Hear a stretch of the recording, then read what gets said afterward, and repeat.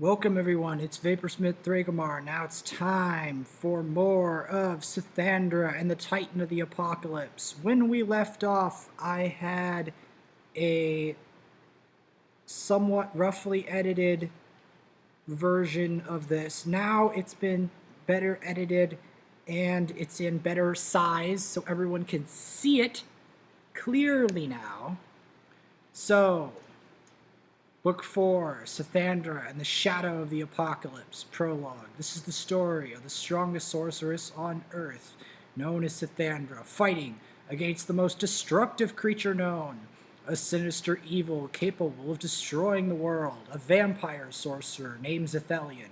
After the fall of Vincent, the Emperor of the Scythans, one of the chosen of Vincent, rises to the challenge of being the Emperor of the Scythans. The chosen one in question is a Scythan woman named Sithandra, a voluptuous, muscular female sorcerer of great intellect. She managed to pass the severe test of strength by Vincent before he was completely destroyed by Zethelian, the most destructive sorcerer of the Master Leviathans, a recently ascended dark species released by Vincent, who was the Dark Master of the Scythans in his lust for power. This entire battle begins with the human advancement in technology, which released demons from the core of the earth. The demons waged a war against the humans and the Notewisps, a human bioengineered species, to see what power, and yes, I did notice there was two of those.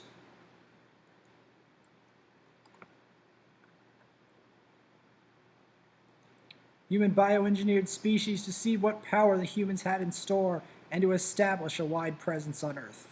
Unfortunately, the humans ultimately lose to the demons, and their leader, Lord Vaporsmith, ascends with his loyal followers, the Tamarlithan Imps. Eventually, a demon named Jackatricio, through his quest for ever more destructive magic and exotic creatures, releases the Scythans, a dark species of master sorcerers, which were more powerful than the demons and led by Vincent.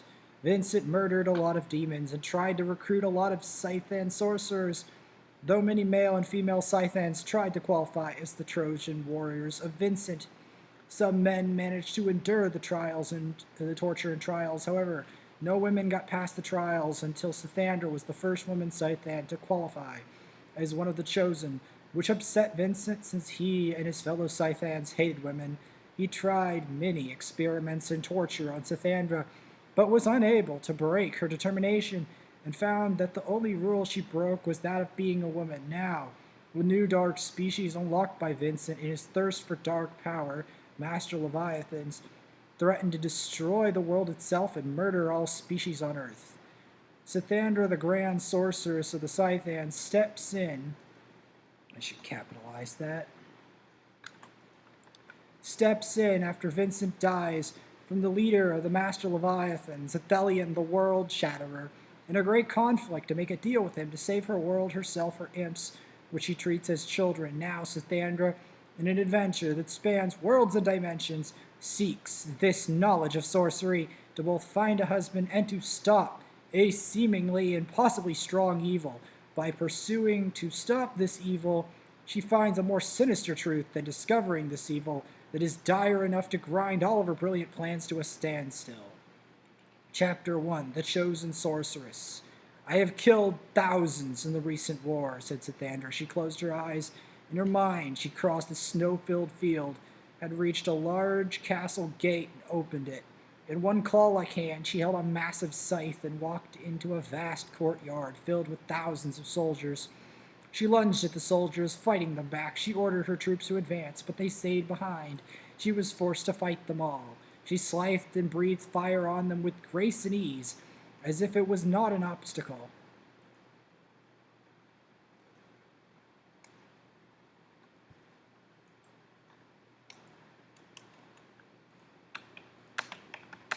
As if it was not an obstacle. Some of the soldiers fought her, others fled in terror as she spun and sliced her immense scythe with lightning speed, blasting them with massive dark jets of ink-like dark magic. Blood-curdling screams rent the air as she charged through them towards a large shrine.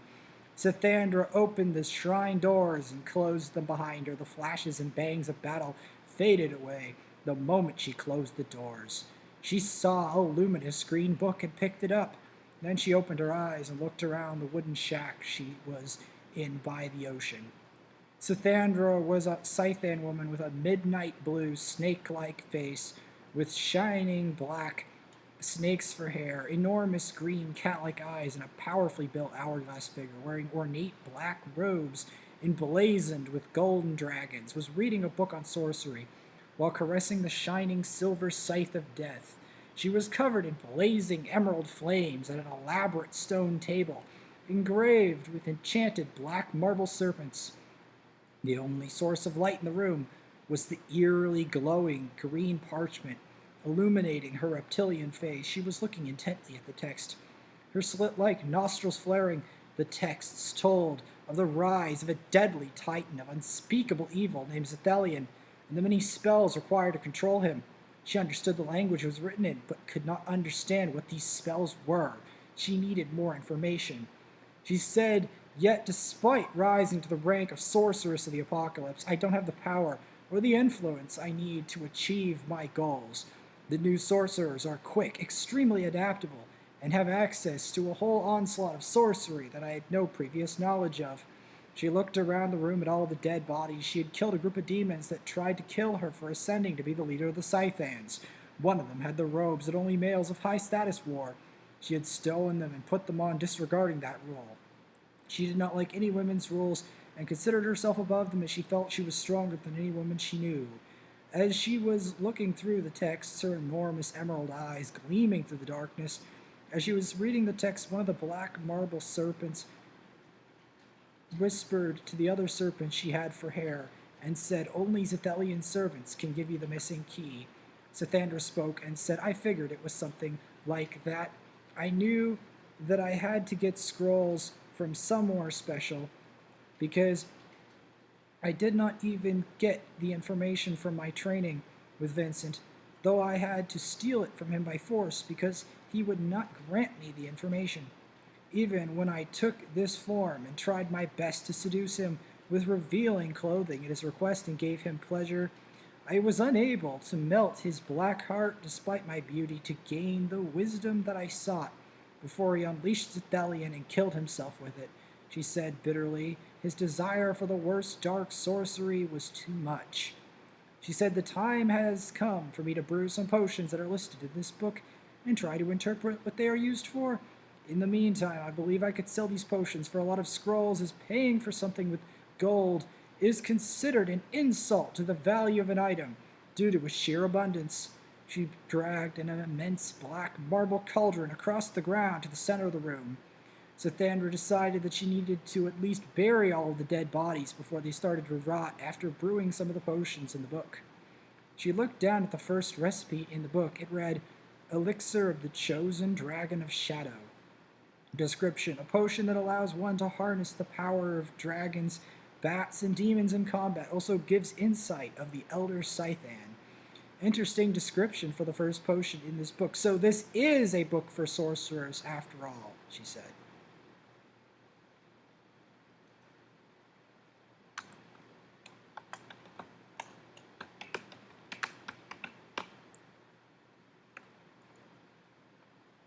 Four Titan spectral frogs, 2 dragon livers, 2 pounds powdered brimstone, 1 pound live snakes, 2 dead vampire bats, 2 dead demons.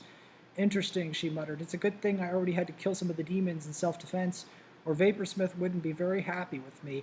Anyhow, she began to mix the listed ingredients in the book. Slowly the potion turned a brilliant, glowing, poisonous-looking green, lighting up the room, showing Sithandra's smooth, serpentine face and large breasts, as well as her incredibly muscular figure, in greater detail. She added more of the ingredients into the potion, which changed its color into a vivid cobalt blue. Sithandra kept stirring the potion. Suddenly the potion turned black and exploded. Smoke filling the room, she dove away from the cauldron, fearing the worst. Now when some of the smoke cleared, she went back to the cauldron and the book, which was remarkably intact. She read further into the recipe and learned the potion was supposed to explode like that and that she needed to wear blast-proof gear when brewing it. I should have read that part of the recipe, she muttered furiously, her snake hair hissing furiously from getting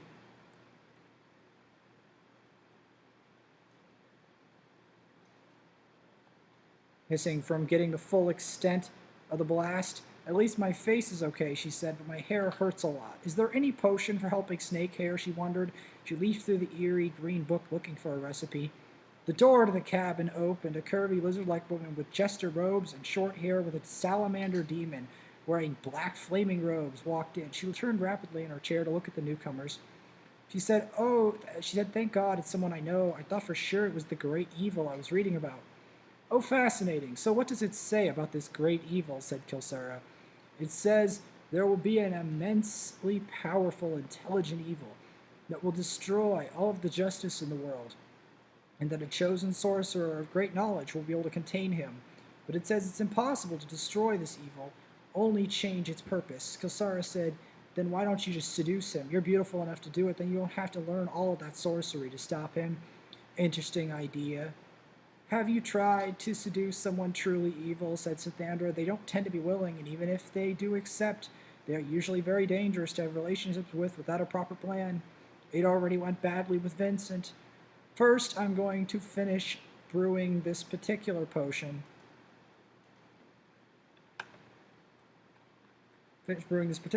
Spoken of in one of the texts. Then store it until we have a plan to use it without getting destroyed. Let's go outside. The texts reference that the evil will cross this vast ocean to begin finalizing its plans. The texts say he is not able to be seduced unless you are able to show him you have an equal amount of power and knowledge to match him, or you have to make him think that, she said slyly. Sithandra closed the ornate book with emerald, sapphire, and diamond dragons engraved on it at the table and walked outside with Kilsara and Vaporsmith. Chapter 2, The Rise of the Master of Terror.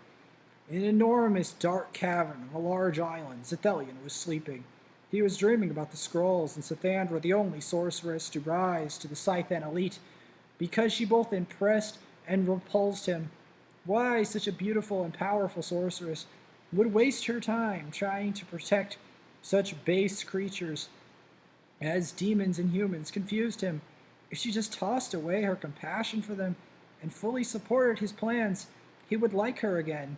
He had a horrible feeling, however, that her caring was part of who she was, and he could not rip it from her. So he had to return to his original plan. He awoke, grabbed an immense black shining scythe out of his own crafting that was said to have more power than the relatively weak one Death had, out of an immense chest inlaid with human skulls, then sliced open the cavern floor and raised an immense emerald green pirate ship covered in green flames.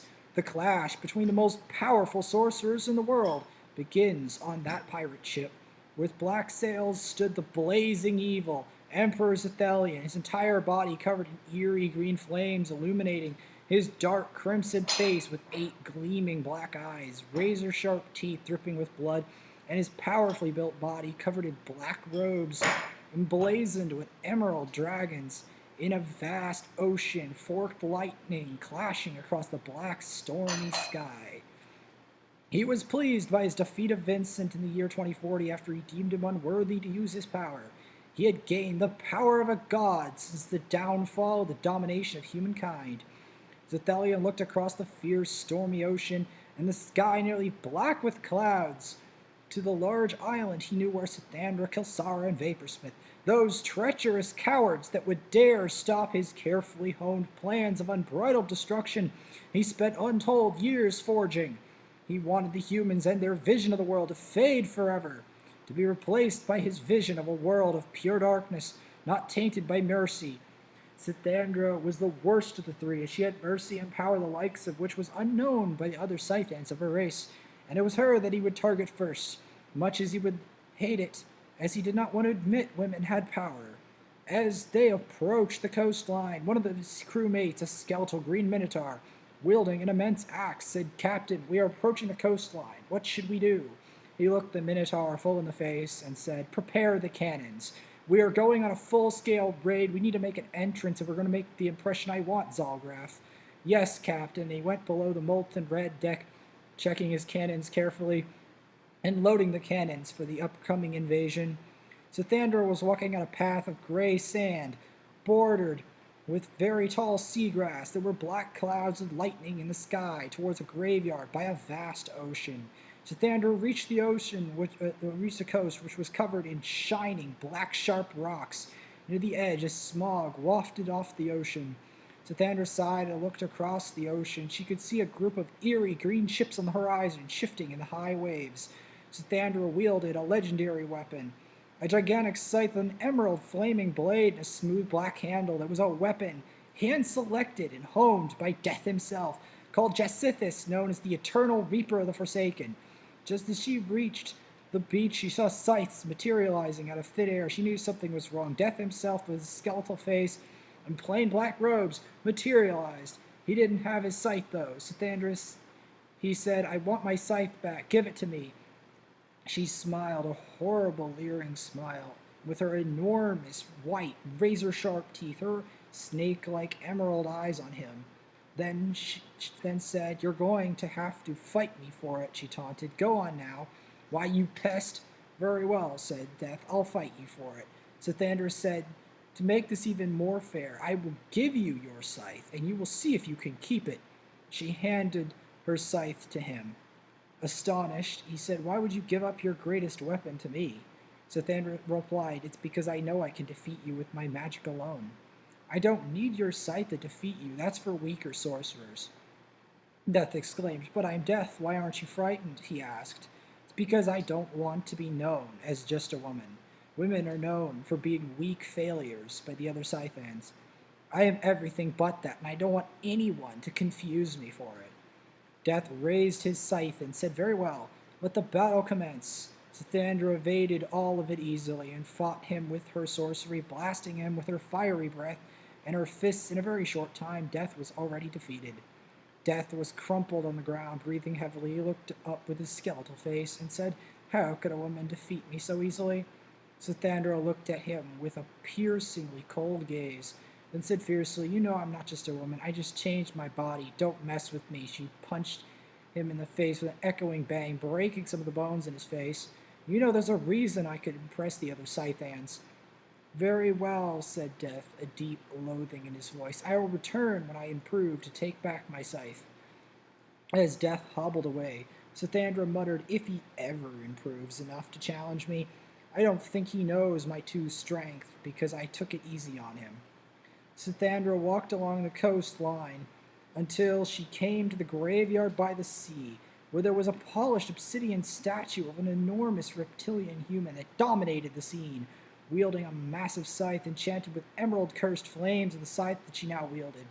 She stowed her scythe on her back, but didn't need to crouch to read the plaque as it was at her eye level. "Vincent, Emperor of the Scythans, born 1605, died 2040.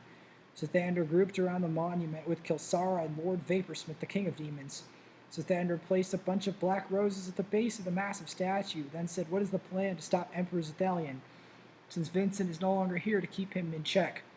Lord Vaporsmith, who was a tall, thin, blue salamander-like demon that stood on two legs, he had crimson eyes, black fangs, with a flat nose, sighed deeply. An incredible look of despair crossed his face and seemed to spread through them like a chill. Vaporsmith said, "We need to find special scrolls to defeat Zethalion. It will be extremely difficult. The only one here, I believe, who could obtain these scrolls is Sithandra, because of her incredible strength that she wields as one of the chosen of the Scythans." "So Sithandra is important," said Kilsara in her smooth, deep voice. Kilsara was a thin-faced, dark blue, lizard-like woman with a suave, mocking smile. She had an hourglass figure like Sithandra. She wore jet black jester robes covered in crimson skull design. She wielded double knives and had a scythe on her back. "Now, what is our next step?" she said. "We need to make it to the coastline, past the swamp on the far side of the graveyard," replied Vaporsmith. "The swamp leads to the coastline. The pirates, they know a lot about dark sorcery. We need to learn those spells and become pirates before we have a chance against Zethalion." Kilsara said, "That's all interesting, but I want to talk about something else. Did you hear they have some fantastic seafood on that coast where the scrolls are? And they also have some glorious amusement parks over there," she said with relish, slowly licking the blood off of one of her daggers. Sithandra stared at Kilsara, then spoke in her deep voice. "Why are you talking about seafood and amusement parks when Zethalion is on the loose?" She flinched from the strength of Sithandra's voice, then replied, "I like to joke around a lot. I like talking casually, then sneaking around and killing some men who think I'm innocent afterward, she said with enthusiasm, licking her other dagger, then without warning stabbed Vaporsmith with it, making him flinch. He yelled, "What did you do that for?" Kilsara just stood there, giving them her intense, smoldering stare, then laughed. Suddenly, the storm they were in raged harder than before. The ship sailed towards them with incredible speed. Forked lightning clashed through the sky. An enormous, luminous green pirate ship with black sails was sailing towards them. Enormous waves crashed through the ocean as it changed from deep blue to black in color. She saw an enormous vampire-like beast wearing large black captain's hat with dark crimson skin, enormous, fierce, multiple black eyes with scarlet snake-like pupils and enormous blood-soaked dagger teeth. It wielded a scythe as large as Sithandra's at the bow of the ship. It had a huge army of ghostly green spectral creatures on the ship, his brilliant scarlet scythe shining through the darkness, even as the eerie green light from his army of creatures lit up his sinister, gnarled face that was leering at them. Sithandra could tell even from a distance this was the legendary evil, known as Ithalian, an evil so destructive it was said to be a myth. And yet she knew that the story was that Ithalian was so evil that those who saw him did not live to talk about it. As Ithalian's ship approached, his evil scarlet face lit up with the green light of some of his followers, the fear so strong it seemed to root her to the spot. But she knew she had to move if she wanted to save herself and her world. Sithalian's ship had finally came. He dropped anchor and let down a steel bridge with chains the size of tree trunks. He stepped onto the sand with his enormous spiked cleats. Sithalian's gleaming multiple eyes gleamed through the darkness. Shined through the darkness. Sithandra asked, "Are you the great evil mentioned in the texts?" "Of course. You cannot possibly understand what those texts truly mean. I am a fate worse than death, and I will kill you and everyone else with you. You must find a way to escape or die. It's that simple. The time has come for me to show you the true meaning of terror." He snarled, his crimson skin suddenly catching fire. As he said it, he seized Sithandra so fast he blurred and tossed her straight at the statue of Vincent, causing it to explode into rubble at the force of the explosion, knocking both Kilsara and Vaporsmith unconscious. But Sithandra managed to stay awake with a quick blue shield she cast on herself. And next time, I am going to move on to more of the story. I want to keep these brief so you can see a lot of what's going on. And after this, I will go into more of depth of Zethalian's conflict and their next adventures in the swamp. And I will see you all then.